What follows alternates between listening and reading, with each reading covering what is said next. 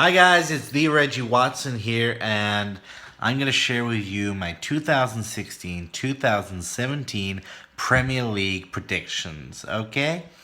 So in 20th place, let's get started. I'm going for Hull. They've just lost Steve Bruce. He wasn't very happy with the way the club was going, or had confidence in the owners, I think. And he's a very good manager. And I think without him and the depth in their squad, they're probably going to finish bottom. At 90th place, I'm going Burnley. Again, I think they've got a good manager in Sean Dyche, but I don't think there's enough depth in the squad to finish out of the top, out, out of the bottom three. To be honest, that's my feeling. 18th place. A lot of you will probably disagree with me, but I think his football is a shower of shit, and it gives me no confidence. And if he was the manager of my team, I wouldn't be very happy with it. I've gone for West Brom. Tony Pulis, he's never been relegated as a manager, but that doesn't mean he won't ever be. I don't think their squad has got a lot of depth, and if your best player is Johnny Evans, or one of your best players, Johnny Evans, you're in a lot of trouble. Okay. So my bottom three are Hull, Burnley, and West Brom. 17th, 17th place, I'm going for Bournemouth. I like Eddie Howe as a manager, and I think he's very young, and he will be a lot. They've added players, but I don't think they've added enough. And I think last season was amazing, but they'll be there or thereabouts. But I think they will stay up. So in 16th place, I'm actually going to Middlesbrough. They've not been in the Premier League for a long time, but I do think they've bought good players. Whether those players will gel is another thing. You remember QPR a couple of seasons ago? They bought some fantastic players, and I was thinking, Jesus, QPR could challenge for Europe.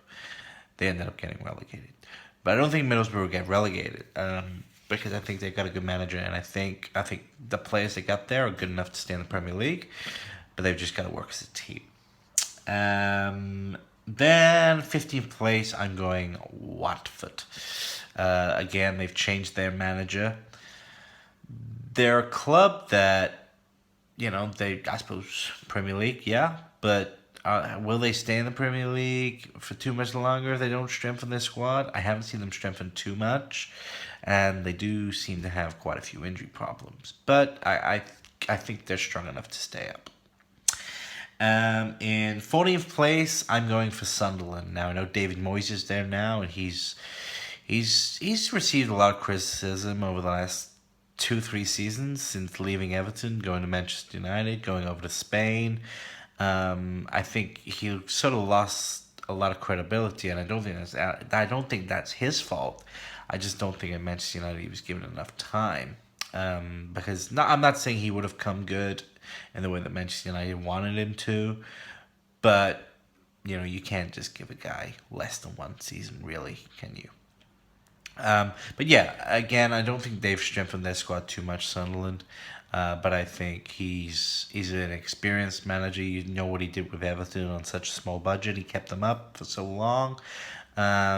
He also got them into the Champions League one year, or maybe two. I think it was one. He's a good manager, and I think with Defoe's goals and the Manchester United rejects that they're getting at the moment, they will stay up, and they'll probably finish around that sort of area. 30th place, I'm going for Swansea now. I think they've lost a lot of good players recently in Ayew, Williams, their captain, and Gomez. But I like their manager. He came over last season replacing Gary Monk, and he sort of, I know he was ill for a bit, but he put a good stamp on, and I quite liked his football. So I think that's where they're going to finish. In 12th place, I'm going for Crystal Palace. Now, Crystal Palace are one of my my favorite teams actually that I've gone and seen at Selhurst Park. I think their fans are amazing. They've got a 12th man. That's absolutely true. I don't like Alan Pardew. I don't like his style of football, but I think it's a good club. I think they've got good players. If they get Christian Benteke from Liverpool and have the goals that they want to do, they could finish higher. But I think 12 is good for them. They're not at that level yet, but 12, I don't see them being in a relegation battle. I think they've added some good players. Townsend, for instance. They've got Johan Kabay. If they get Benteke as well, that's good. That is good for Crystal Palace. Next, I'm going for Southampton. Now, Southampton has obviously lost a very good manager.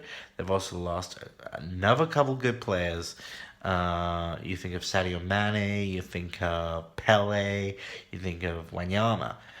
They seem to lose players all the time, and they still do well, but I just can't see it. I can't see them getting in the top 10 this year. New manager, he's not managed in the Premier League before, so it'll be a good test for him. They've obviously got good players that will get them goals. Charlie Austin, as an example. So I think mid table is good for Southampton. They finished very well last season, but losing the manager like they have, I think they can be happy with around 11th. So 10th, my top 10. So I'm going for Stoke in 10th place. I like Mark Hughes as a manager. He's bought well since being there for the budget he's had. And I think this season adding Joe Allen is a bit of a masterclass because they got him on the cheap, if you ask me. I know it didn't work for him at Liverpool, but at Swansea he did very well. And you just saw him in the Euros this year, Wales.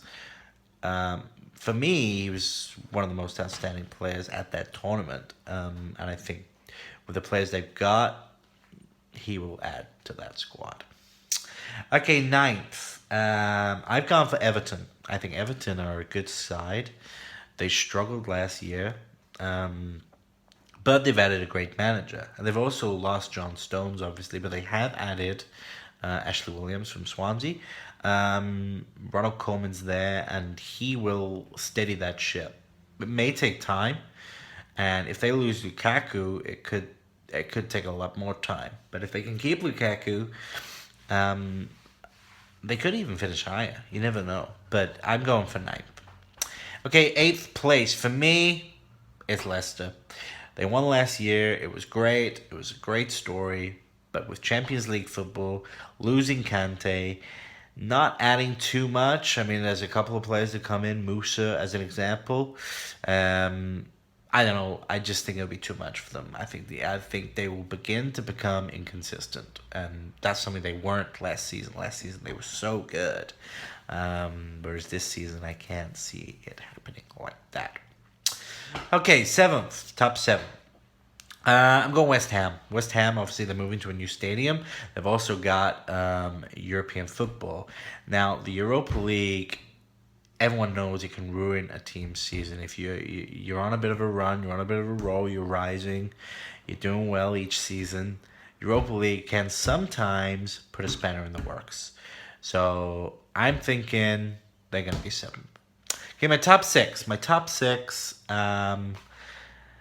Everyone's going to hate me, but in 6th place, I'm putting it out there, I'm going Arsenal. I don't think Arsenal have strengthened their squad to the level that the other teams around them have. Now, I know Arsene Wenger's been a long time, and he knows what he's doing.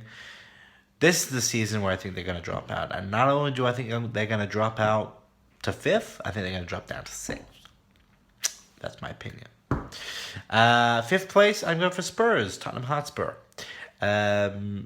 Amazing last season. They just dropped off at the end. They were the only team in my mind that challenged Leicester really for the Premier League, and they let it go on the last month, really, last couple of weeks, month.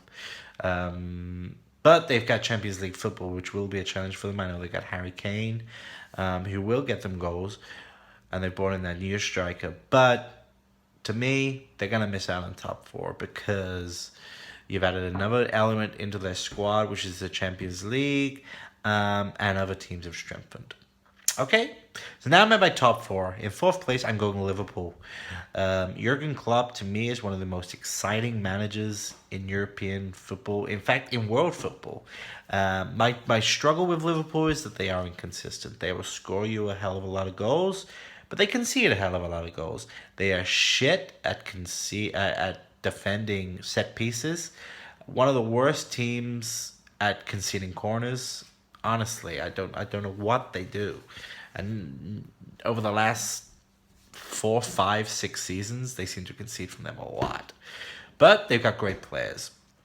And if their players stay fit, you get the likes of Sturridge, Coutinho, Firmino, Sadio Mane, Wijnaldum, Henderson, Lovren at the back.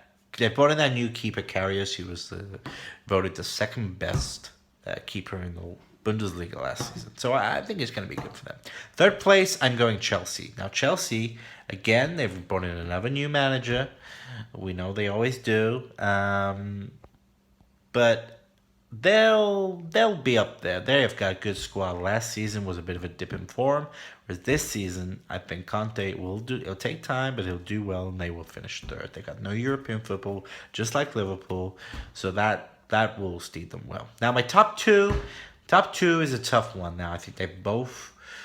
It's going to Manchester for me. As much as that hurts me to say, I think if you look at the two squads, Man City will edge it. I think Man City will finish first and Man United will finish second. Both teams have brought in great players and both teams have good squads. And both teams have very good managers.